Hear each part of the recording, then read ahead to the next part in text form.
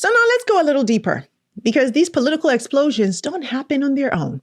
There are structural forces underneath the surface that's pulling Guinea-Bissau back over and over again.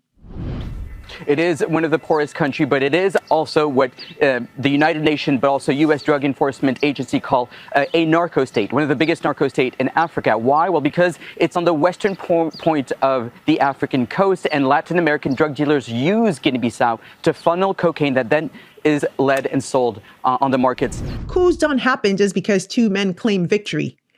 Coups happen when the foundations of a country are already weak, and Guinea-Bissau has been living with those weaknesses for decades. So let's break them down clearly. There are three powerful forces underneath the surface that keep dragging this country back into crisis. Force number one, a fragile economy that turns politics into survival. Guinea-Bissau's economy is one of the most vulnerable in the region. Almost everything depends on one crop, cashews. Yes, one harvest, one price, one supply chain. So if that chain breaks, you can see how the whole country starts to feel it. When your economic base is that fragile, politics stop being about vision or development.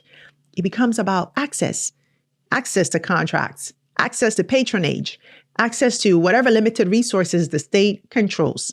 And then you have force number two, the shadow economy. Trafficking networks that distort power. My people, this is the part that nobody likes to talk about, but it is real. For years, international reports and UN-linked sources have described Guinea-Bissau as a key transit point for cocaine that's heading to Europe, a trade that brings in money far larger than the state budget. Oh, yes. And when illicit money becomes a part of the political ecosystem, it corrodes everything. It weakens institutions, it compromises security forces, and it creates competing centers of power. And then you have force number three, a civil-military imbalance that never got resolved.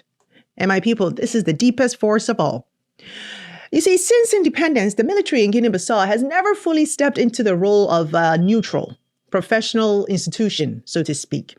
Instead, it has seen itself as the ultimate guardian of the nation, with the right to step in whenever it believes politicians have lost control. In most countries, the military protects the state, right? But in Guinea-Bissau, the military has often decided the state. And once the military develops that identity, it becomes very hard to reverse. So every disputed election becomes a security issue. And every moment of uncertainty feels like an invitation for intervention.